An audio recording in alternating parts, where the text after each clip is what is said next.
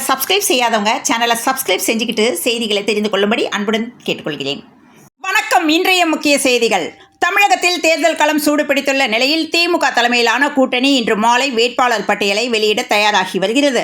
இருப்பினும் கூட்டணியில் உள்ள பிரதான கட்சிகளான காங்கிரஸ் மற்றும் தேமுதிக ஆகியவற்றுடன் தொகுதிகளை இறுதி செய்வதில் இழுபறி நீடித்தாலும் அதில் சுமூகமான தீர்வை நோக்கி நகர்ந்து வருகின்றன. ஆனால் எதிர்பாராத விதமாக வேட்பாளர் தேர்வில் உதயநிதியின் கிராஸ்டாக் கட்சி தலைவர்களை குழப்பத்தில் ஆழ்த்தியிருப்பதாக தெரிவித்துள்ளனர். இந்நிலையில் முதலமைச்சர் ஸ்டாலின் ஏற்கனவே டிக் செய்து அரசுக்கு தயாராக இருந்த பட்டியலில் உதயநிதி புகுந்து மாற்றங்களை செய்திருப்பது தலைமையை கொஞ்சம் சங்கடத்தில் ஆழ்த்தியுள்ளதாகவும், இருப்பினும் உதயநிதியின் கோரிக்கைகளை புறக்கணிக்க முடியாத சூழலில் அவர் பரிந்துரைத்த இடங்களை சேர்க்கும் பணிகள் தற்போது நடந்து வருகின்றன என்ற தகவலும் கடைசி நேர பரபரப்புகளால் அண்ணா அறிவாலயமே தவித்துக் கொண்டிருக்கும் வேளையில் இன்று மாலை வெளியாகும் அதிகாரப்பூர்வ பட்டியலில் யார் யாருக்கு இடம் கிடைக்கும் என்பது பெரும் எதிர்பார்ப்பை ஏற்படுத்தியுள்ளது.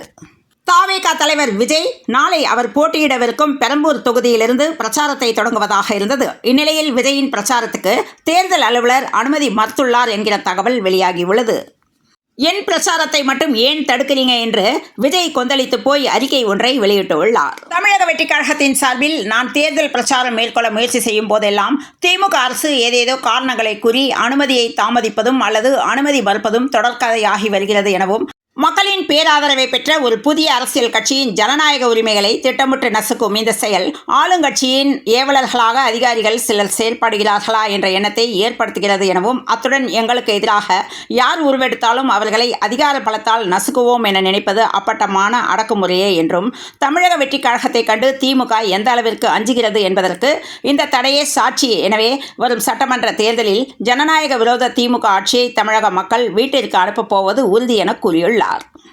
சென்னை பெரம்பூரில் நாளை தாவேகா தலைவர் விஜய் பிரச்சாரத்திற்கு போலீசார் அனுமதி வழங்க மறுத்த நிலையில் மாற்று இடம் கேட்டு விண்ணப்பிக்கும்படி தெரிவித்துள்ளனர். இது ஜனநாயகம் மீது நடத்தப்பட்ட பாசிச தாக்குதல் என விஜய் கண்டனம் தெரிவித்துள்ளார். அதிமுகவின் 2ஆம் கட்ட வேட்பாளர்களை அக்கட்சியின் பொதுச் செயலாளர் எடப்பாடி பழனிசாமி இன்று மார்ச் 27ஆம் தேதி அறிவித்துள்ளார். ஏற்கனவே கடந்த புதன்கிழமை 23 பேர் அடங்கிய முதல்கட்ட வேட்பாளர் பட்டியல் வெளியிடப்பட்ட நிலையில் தற்போது 127 பேர் கொண்ட 2ஆம் கட்ட வேட்பாளர் பட்டியல் வெளியிடப்பட்டுள்ளது. நாடாளுமன்ற பட்ஜெட் கூட்டத்தொடர் கடந்த ஜனவரி 31ஆம் தேதி குடியரசுத் தலைவர் உரையுடன் தொடங்கியுள்ளது. பின்னர் பிப்ரவரி 1ஆம் தேதி ஒன்றிய பட்ஜெட்டை நிதியமைச்சர் நிர்மலா சீதாராமன் தாக்கல் செய்துள்ளார். இதையடுத்து குடியரசுத் தலைவர் உரைக்கு நன்றி தெரிவிக்கும் தீர்மானத்தின் மீதான விவாதம் நடைபெற்றது. அதேபோல ஒன்றிய பட்ஜெட் மீதான விவாதமும் நடைபெற்றது. தமிழ்நாட்டு மக்களிடமிருந்து வசூலித்த நிதியை வழங்காமல் ஒன்றிய அரசு பாகுபாடு என பி. வில்சன் எம்பி குற்றம் சாட்டியுள்ளார். மேலும் கடந்த பல ஆண்டுகளாக தமிழ்நாட்டுக்கு ஒன்றிய அரசு எதையும் செய்யவில்லை, வழங்க வேண்டிய 10,000 கோடி ரூபாய் நிதியை கூட வழங்காமல் நிலுவையில் வைத்துள்ளது எனவும், இதற்கான பதிலை தமிழ்நாட்டு மக்கள் ஏப்ரல் 23ஆம் தேதி வழங்குவார்கள் என தெரிவித்துள்ளார். காசாகிராண்ட் நிறுவனத்தின் வணிக ரியல் எஸ்டேட் பிரிவான காசாகிராண்ட் கமர்ஷியல் பெருங்குடியில் காசாகிராண்ட் ஸ்கைடெக் என்ற ஏ கிரேடு அலுவலக வளாகத்தை அமைப்பதற்கான அடிக்கல் நாட்டு விழாவை சிறப்பாக நடத்தியது. இவ்விழாவில் காசாகிராண்ட் நிறுவனத்தின் தலைவர் மற்றும் நிர்வாக இயக்குனர் திரு அருண் எமன், காசாகிராண்ட் குழும நிறுவனங்களின் துணை நிர்வாக இயக்குனர் திரு சிவசங்கர் ரெட்டி மற்றும் பல முக்கிய பிரமுகர்கள் கலந்து கொண்டனர். பழனி தொகுதி பாஜகவிற்கே வேண்டும், தேங்காய் உடைத்து போராட்டத்தில் ஈடுபட்ட பாஜகவினர். தமிழ்நாடு சட்டமன்ற தேர்தல் களம் சூடுபிடிக்க தொடங்கியுள்ளது. அதிமுக தலைமையிலான கூட்டணி கட்சிகள் எந்தெந்த தொகுதிகளில் போட்டியிடுகிறார்கள் என்பது குறித்த பட்டியலை முன்னாள் முதலமைச்சர் எடப்பாடி பழனிசாமி வெளியிட்டுள்ளார். அதிமுக தனது 2ஆம் கட்ட வேட்பாளர் பட்டியலை இன்று வெளியிட்டுள்ளது. இதில் மொத்தம் 127 வேட்பாளர்கள் இடம்பெற்றுள்ளனர். இதில் அதிமுகவில் தற்போதைய 20 சிட்டிங் எம்எல்ஏக்களுக்கு சீட் மறுக்கப்பட்டுள்ளது.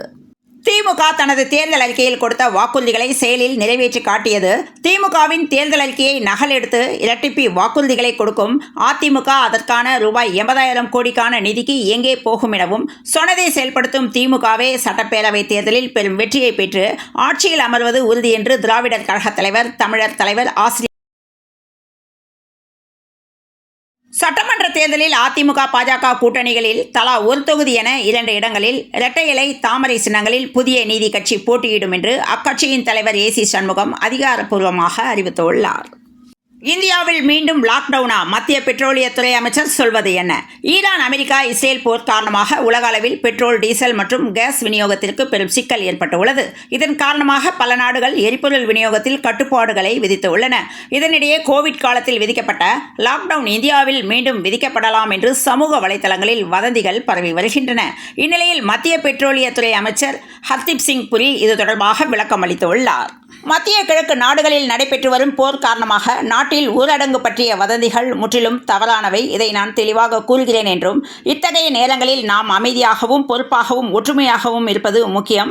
இது போன்ற சூழ்நிலைகளில் வதந்திகளை பரப்புவதற்கும் பீதியை ஏற்படுத்தும் முயற்சிகள் தீங்கு விளைவிக்கக்கூடும் எனவும், எரிசக்தி மற்றும் எரிபொருள் விநியோகத்தை தடையின்றி தொடர மத்திய அரசு அனைத்து முயற்சிகளையும் மேற்கொண்டு வருவதால் இந்தியாவின் எரிசக்தி நிலைமை பாதுகாப்பாக உள்ளது என்று தெரிவித்துள்ளார். மேலும் உருவாகும் சவால்களை சமாளிக்க நாங்கள் முழுமையாக தயாராக இருக்கிறோம் என்றும் தெரிவித்துள்ளார். அதிமுக பாஜக கூட்டணியில் இடம்பெற்றுள்ள தமிழ் மாநில காங்கிரஸ் கட்சிக்கு 5 தொகுதிகள் ஒதுக்கீடு செய்யப்பட்டுள்ள நிலையில் இன்று வேட்பாளர்கள் பட்டியலை கட்சியின் தலைவர் ஜி.கே. வாசன் வெளியிட்டுள்ளார். இதில் பெரும்பாலும் திமுக அமைச்சர்கள் போட்டியிடக்கூடிய தொகுதிகளே ஒதுக்கீடு செய்யப்பட்டுள்ளது.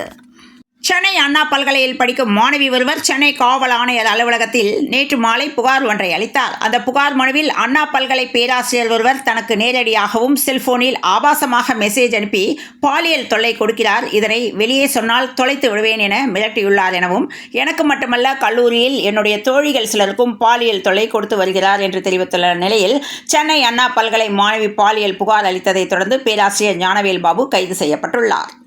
கன்னியாகுமரியில் கடந்த 2021ஆம் ஆண்டு சட்டசபை தேர்தலில் திருநெல்வேலியில் போட்டியிட்டு வெற்றி பெற்ற நயினார் நாகேந்திரன் இந்த முறை வரும் தேர்தலில் சாத்தூரில் போட்டியிட உள்ளார். இதுகுறித்து கன்னியாகுமரியில் நிருபர்களிடம் நயினார் நாகேந்திரன் கூறியபோது, தமிழக சட்டசபை தேர்தலில் நிச்சயமாக தேஜா கூட்டணி அனைத்து தொகுதிகளிலும் வெற்றி பெறும் என சாத்தூரில் போட்டியிடுவேன் என்றும் தெரிவித்துள்ளார். தூத்துக்குடியில் 2 அமைச்சர்கள் 6 தொகுதிகள் தக்க வைக்குமா திமுக? போராடும் அதிமுக முந்துவது யார் என்ற கேள்வி எழும்பியுள்ளது. முத்துநகர் என அழைக்கப்படும் தூத்துக்குடியில் முந்தைய தேர்தலில் திமுக வேட்பாளராக களமிறக்கப்பட்ட அமைச்சர் கீதா ஜீவன் வெற்றி பெற்றார். திமுக சார்பில் கீதா ஜீவனை மீண்டும் போட்டியிட அதிக வாய்ப்புள்ளதாகவும், அதிமுகவை பொறுத்தவரை முன்னாள் அமைச்சர் சீதா செல்லப்பாண்டியன், முன்னாள் மத்திய கூட்டுறவு சங்க தலைவர் சுதாகர், வழக்கறிஞர் பிரபு ஆகியோரும் மோதுகின்றனர். தாவேகா சார்பில் அஜிதா ஆக்னஸ், எஸ்டிஆர் சாமுவேல் ஆகியோரில் ஒருவர் போட்டியிடலாம் என கூறப்பட்டு வந்த நிலையில் விஜயின் நெருங்கிய நண்பர் நடிகர் ஸ்ரீநாத் போட்டியிடலாம் என்று தெரிவித்துள்ளனர். தமிழக சட்டமன்ற தேர்தல் களம் சூடுபிடித்துள்ள நிலையில் கோவையில் தொகுதி ஒதுக்கீடு தொடர்பான விவகாரம் பாஜக தொண்டர்களிடையே பெரும் கொந்தளிப்பை ஏற்படுத்தியுள்ளது. குறிப்பாக கிணத்துக்கடவு சட்டமன்ற தொகுதி தேசிய ஜனநாயக கூட்டணியில் பாஜகவிற்கு ஒதுக்கப்படாததை கண்டித்து அக்கட்சியினர் ஈச்சனாரி பகுதியில் நடத்திய போராட்டத்தின் போது இளைஞர் ஒருவர் தீக்குளிக்க முயன்ற சம்பவம் அதிர்ச்சியை ஏற்படுத்தியுள்ளது. நட்சத்திர தொகுதி திமுகவின் கோட்டை பெரம்பூர், வரலாற்றை மாற்றுவாரா விஜய்? தலைநகர் சென்னையில் இருக்கும் பழமையான தொகுதிகளில் ஒன்று பெரம்பூர். 1952இல் உருவாக்கப்பட்ட இந்த தொகுதி சென்னையில் உள்ள 16 தொகுதிகளில் அதிக வாக்காளர்களை கொண்ட தொகுதி என்ற பெருமைக்கு உரியது. இப்போது இது கவனமீர்க்கும் தொகுதியாக இருப்பதற்கு காரணம், தமிழக வெற்றிக் கழக தலைவர் விஜய் தனது அரசியல் வரலாற்றை இங்கிருந்து தொடங்கப் போவதாக வெளியாகி வரும் தகவல்கள்தான் எனவும், வரும் 28ஆம் தேதி பெரம்பூரிலிருந்து விஜய் பரப்புரையை தொடங்கவிருப்பது அந்த எதிர்பார்ப்பை எகிர வைத்துள்ளது. சென்னை அண்ணா அறிவாலயத்தில் விசிக தொகுதி ஒதுக்கீடு தொடர்பான பேச்சுவார்த்தைக்கு பின் அக்கட்சியின் தலைவர் திருமாவளவன் இன்று செய்தியாளர்களை சந்தித்து பேசிய நிலையில், எங்கள் கூட்டணியில் எந்த இழுபறியும் இல்லை எனவும், விரும்பிய தொகுதிகள் கிடைத்துள்ளன என்று திருமாவளவன் தெரிவித்துள்ளார். சென்னையில் இன்று 22 கேரட் ஆபரண தங்கத்தின் விலை ஒரு சவரன் 1,07,440 ரூபாய்க்கும், 1 கிராம் 13,430 ரூபாய்க்கும் விற்பனையானது. இத்துடன் இந்த செய்திகள் நிறைவடைந்த நிலையில் தொடர்ந்து இணைந்திருங்கள் பிரபாஸ் கதமம் செய்திகளுடன். மீண்டும் நாளைய செய்தியில் சந்திப்போம். நன்றி, வணக்கம்.